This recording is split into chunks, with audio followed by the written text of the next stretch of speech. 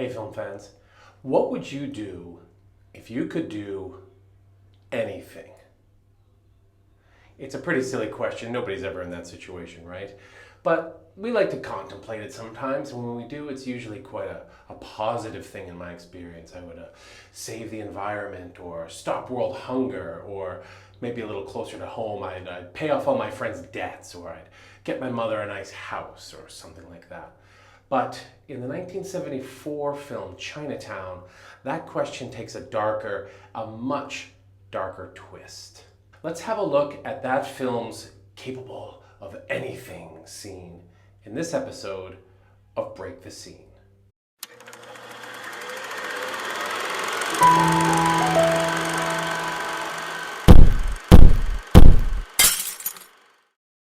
Hey everybody, welcome to episode 2 of Break the Scene. And no, I haven't changed my house or moved house or got a new room or anything like that.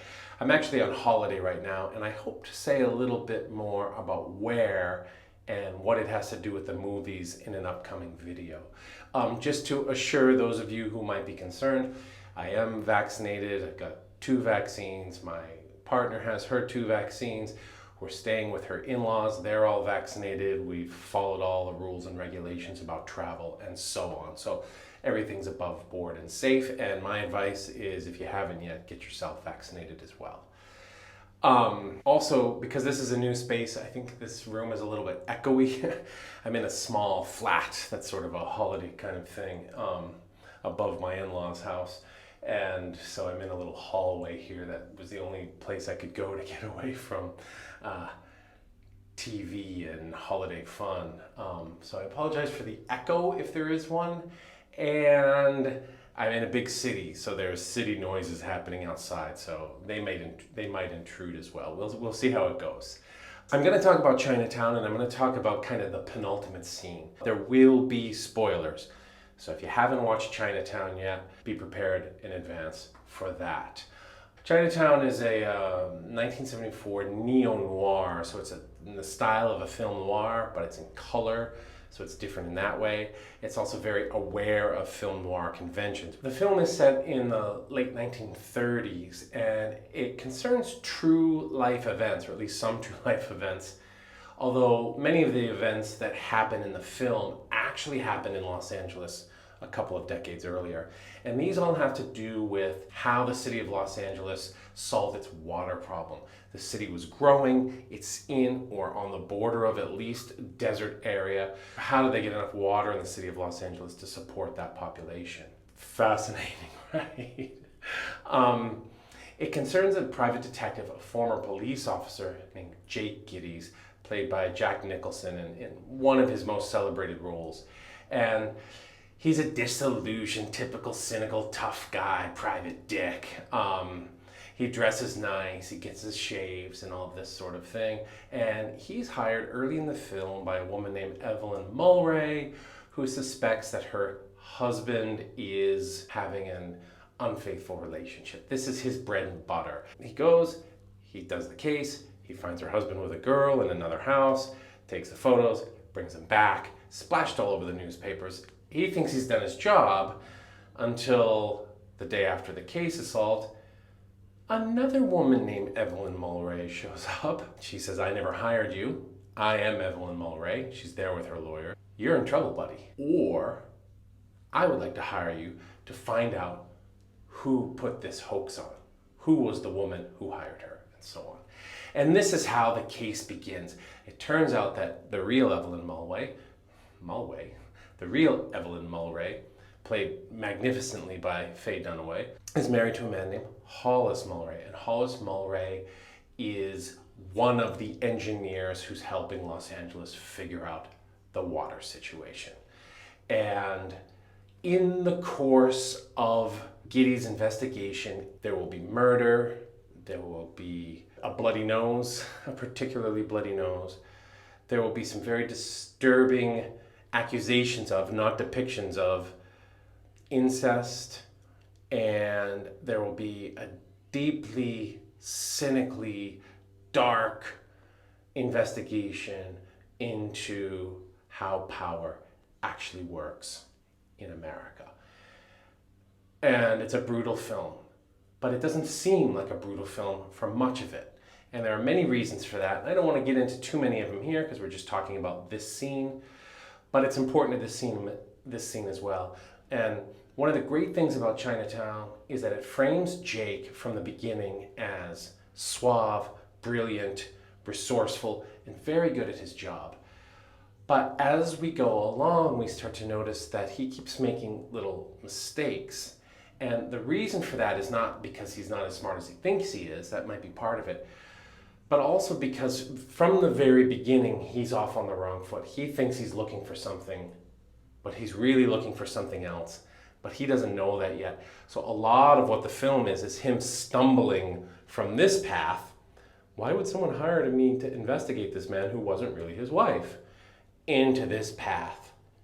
How corrupt is this city, and how dark are the crimes of his corruption? So that even when we get to the end of the film, and this scene comes from very near the end, Jake is still not 100% sure of what's going on. And that's important to the dialogue in this scene, but it's also important to the camera work and the action in this scene.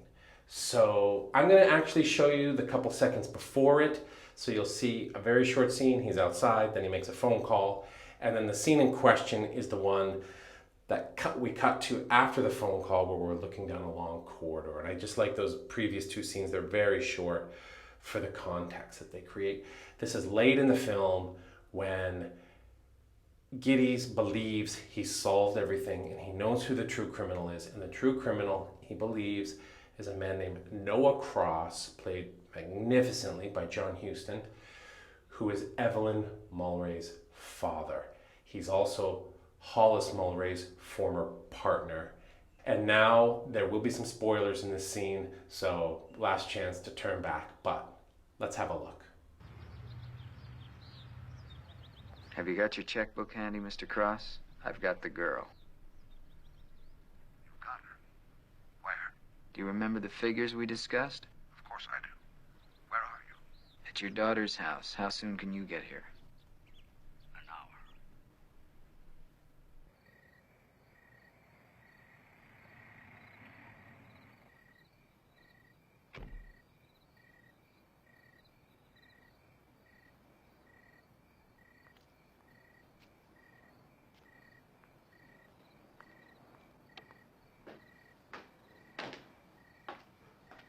Oh, there you are.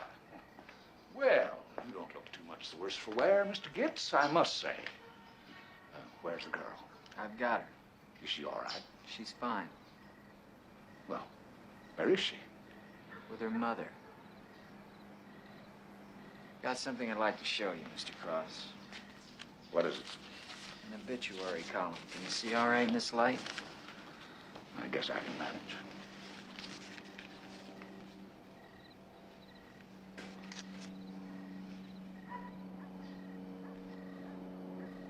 What does it mean? That you killed Hollis Mulwray. Right here. In that pond. You drowned him.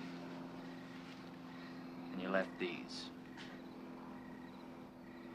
Coroner's report shows Mulwray had salt water in his lungs.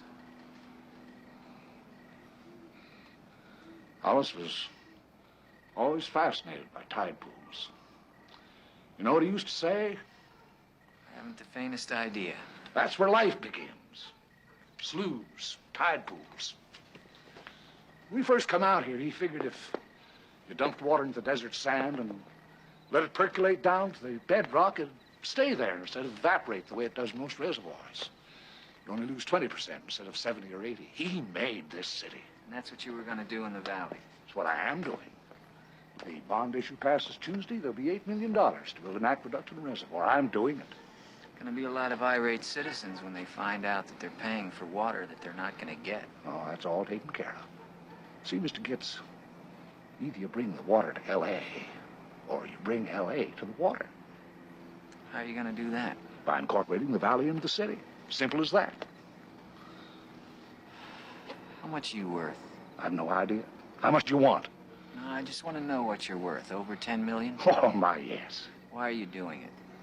How much better can you eat? What can you buy that you can't already afford? The future, Mr. Gitz. The future. Now, where's the girl? I want the only daughter I've got left. You found out Evelyn was lost to me a long time ago. Who do you blame for that, her? I don't blame myself. See, Mr. Gitz, most people never have to face the fact that at the right time and the right place, they're capable of anything. Claude, take those glasses from me, will you?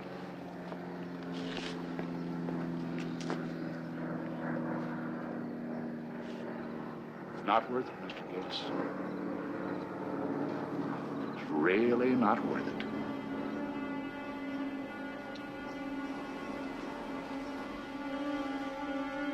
There's the girl. Magnificent, right? The first thing to notice, that I hope you notice, is that it's a one shot or a one take.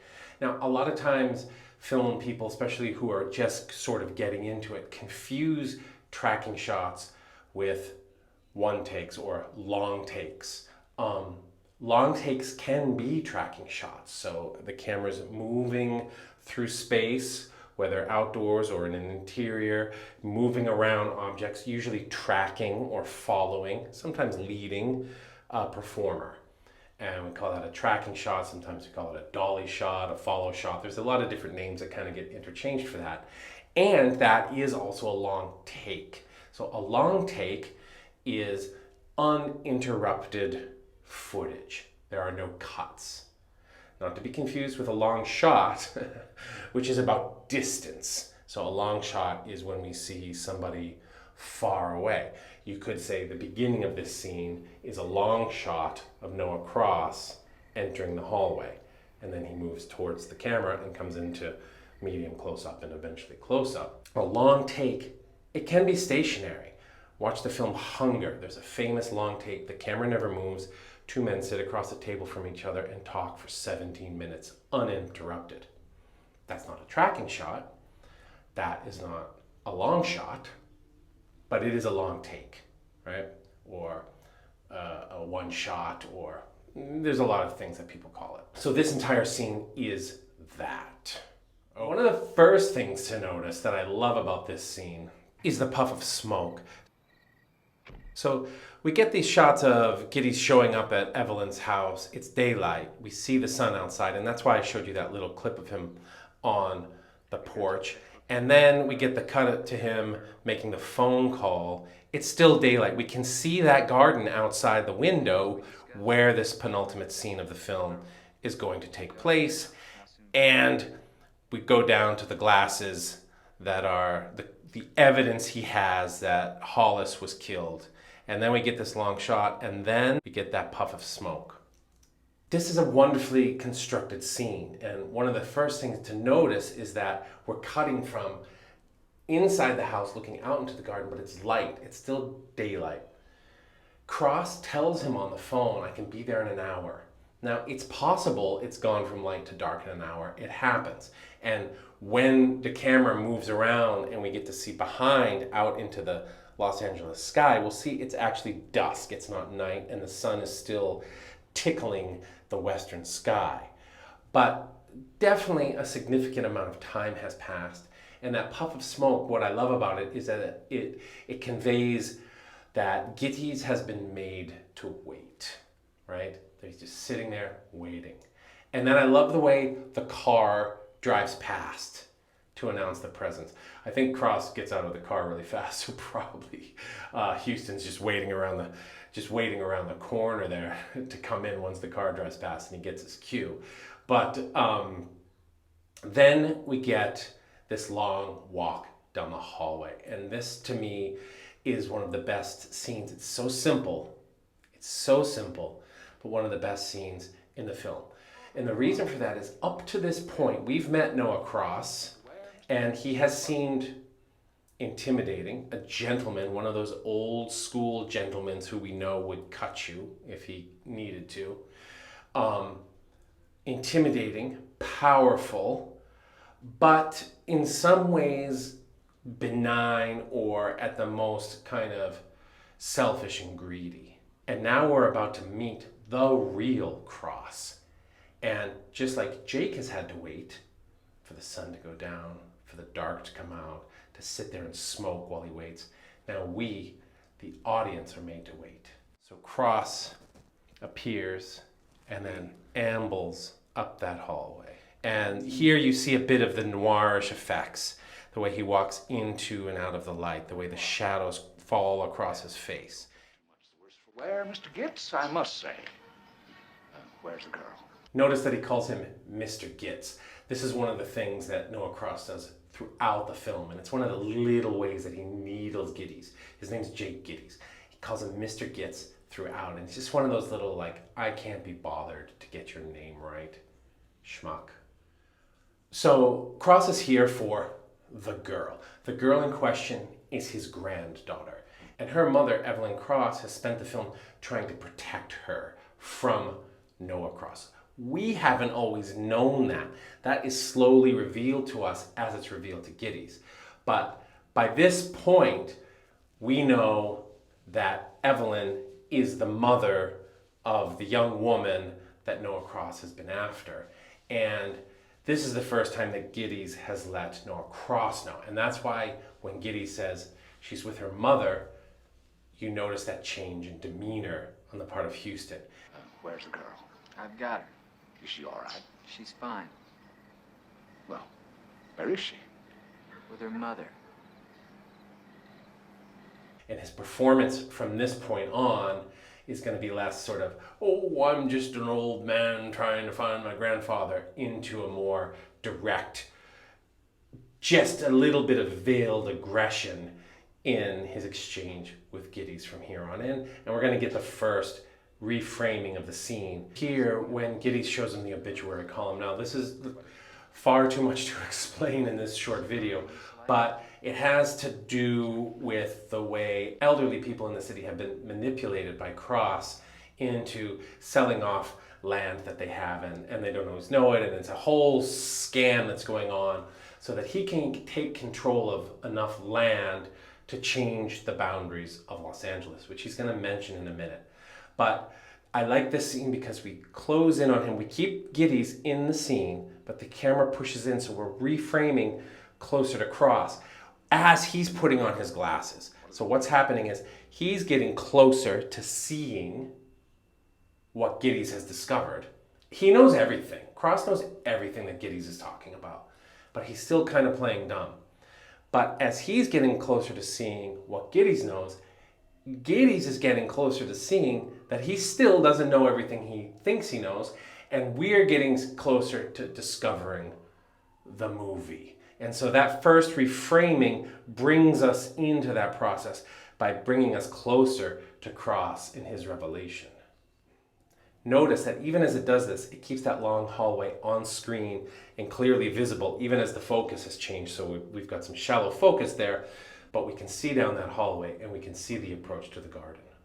A slight reframing again as Jake walks into the frame, and now we get the first kind of proper two shot here of the profiles of the men facing each other as Giddys makes his big accusation. That you killed Hollis Mulray. Right here. In that pond. You drowned him. And you left these.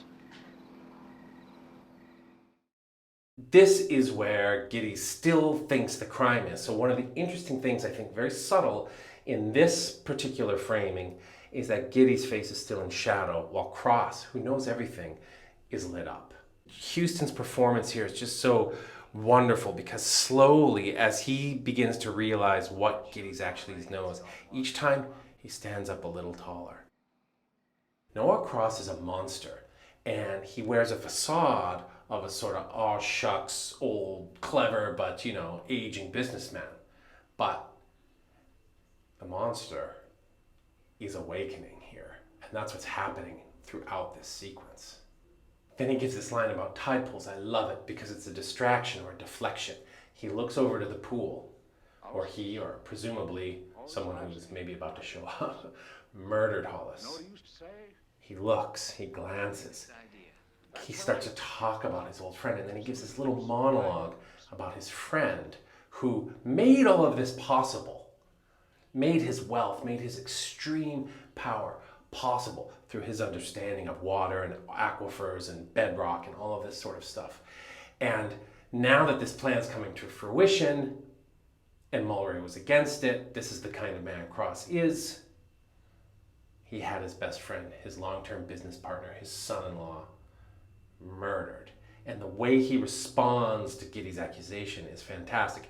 And now we're going to get one of the kind of important reframings in the sequence. This walk that Cross takes here is lovely because he's looking at the pond where his friend was murdered, but he's also, look at that sky as he emerges into the garden. He's looking out onto Los Angeles. The speech that he gives here about Hollis is tied intimately to his understanding of how Los Angeles works and how he can benefit from it immensely financially and through power, the acquisition of power. And also notice that as Cross walks over that way, there's a separation from Giddy's. There's a separation from the discussion at hand, the murder. He goes off, he looks at the pool, he looks out over the city, he turns around, he says, Hollis Mulray made this city. And now Giddy still doesn't quite know what's going on, so he's going to close that gap, and the camera follows and reframes again, pulling them back together to try to figure out. He still doesn't know exactly what Cross is up to with all of this water stuff. And the first time you watch Chinatown, there's a good chance you won't understand what's going on too. It's a very complicated and complex film, but it pays off to watch it and watch it again, because the real crime that has to do with his daughter and granddaughter is quite clear. But how that crime of incest and sexual abuse is related to the crime of real estate abuse, financial manipulation, is what the film is actually talking about. And it's worth watching and rewatching to get a handle on all the different sort of plates and balls that are in the air, because it's also intimately and intricately tied together that it's amazing, actually. Notice also that after he's given this talk about Mulray, and now Giddy's is sort of probing, what are you doing? You're going to incorporate. He's kind of come back into his sort of wizened old man, friendly guy. Oh, I'm going to incorporate the valley into the city. He's also slouched a little bit more because this is a deflection on Cross's part to get Giddy's away from the story, but also, as we'll see very soon, away from that hallway. And that's a very important part of the scene. So Cross is actually manipulating Giddy's still in this very scene, and also manipulating us by leading the camera away from that hallway and that entryway. What do you want to buy that you can't already afford? The future, Mr. Gitz. The future.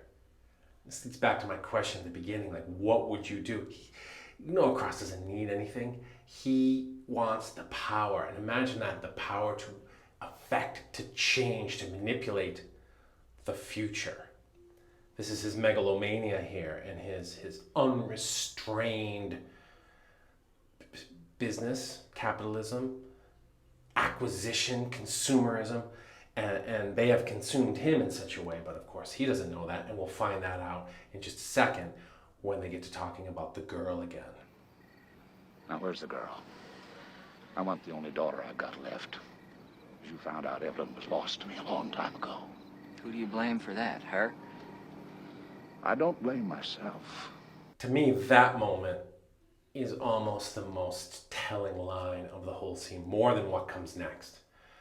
I don't blame myself for the sexual abuse that he committed against his daughter, and for the sexual abuse that the film heavily, heavily implies he intends to commit against his granddaughter and daughter. And this, I don't blame myself, the narcissism, the sociopathic narcissism of that line is one of the great contributions this film makes. This film is so prescient about the world today. There are a lot of things we could talk about in this film that have become buzzwords today. Toxic masculinity, gaslighting, all this sort of stuff. Toxic narcissism, sociopathic narcissism. You hear these terms used a lot these days, and Noah Cross exemplifies so much of that. He's such the sort of billionaire corporatist who does whatever he wants because he can and nothing else matters, as he's just about to tell us when he says, See, Mr. Gitz, most people never have to face the fact that at the right time and the right place, they're capable of anything. Anything. The way it sounds in Huston's mouth is just perverse. It's a perverse, monstrous performance. And then we get the big surprise of the scene, that look off camera, and we realize why Cross has led Giddy's away from the hallway. I love Giddy's look in this scene because he sees Claude, and Claude has figured throughout the film, he's also a former cop. They've known each other before. Giddy's has no respect for him, and the bandages on Claude's head are partially a result of, fisticuffs with Giddy's. But the way Giddy's looks at Claude, and then back to Cross, once again, the film, the narrative, the mystery, the machinations of power have got ahead of Giddy's, and he didn't see it coming. And that's partly what this whole film is about. From the beginning, when the false Mrs. Mulwray comes in and hires him, he doesn't see it coming. He doesn't see the death of Hollis. He doesn't see the real story of Cross and his daughter and granddaughter.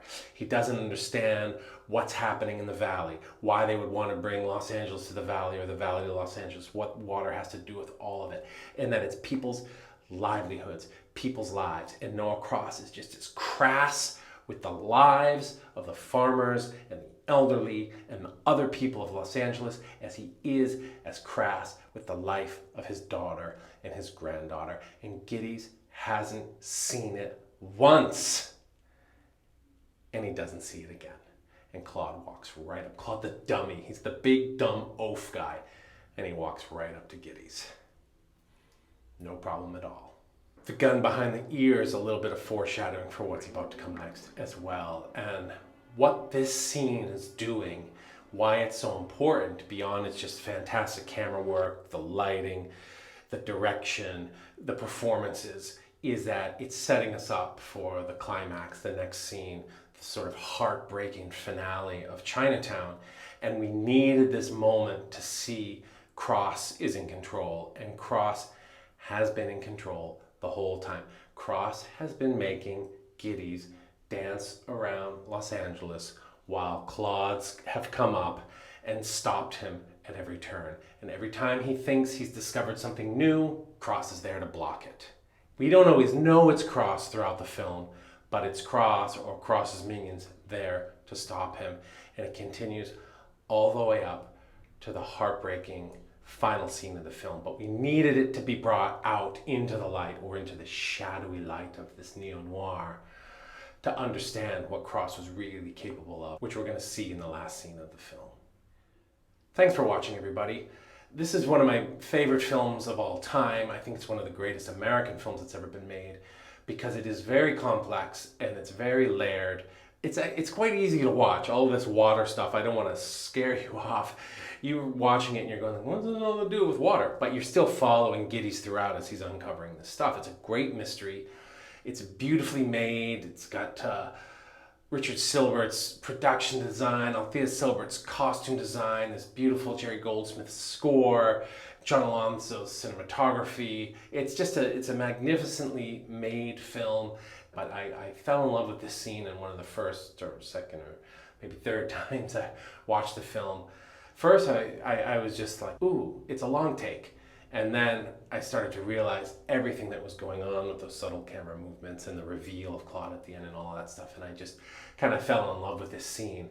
And each time you kind of see what the scenes are doing on their own and how they're contributing to the broader film, you just have more respect for this movie. So if you haven't seen it, I highly recommend it. If you have seen it, but it's been a while, watch it again. It will be a different movie to you, even without this video. Thanks everybody for watching. I'll be back again soon with another Break the Scene. But until next time, my name's Aaron Hunter. Keep watching movies.